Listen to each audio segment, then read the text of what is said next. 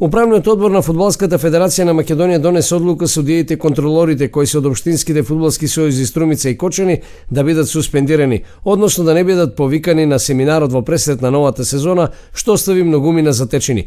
Ова одлука доаѓа како една форма на реваншизам за водечките структури во Фудбалската федерација поради непослушноста од страна на општинските фудбалски сојузи Струмица и Кочани, кои се едни од најголемите во Македонија.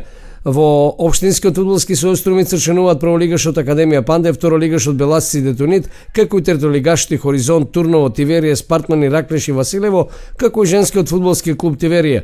Во општинскиот фудбалски сојуз Кочани членуваат пак второлигашите Каменица, Саса, Слога, Виница и Осогово, како и актуелниот шампион во женска конкуренција, женската фудбалска екипа на Каменица од Саса, како и женскиот фудбалски клуб Кочани.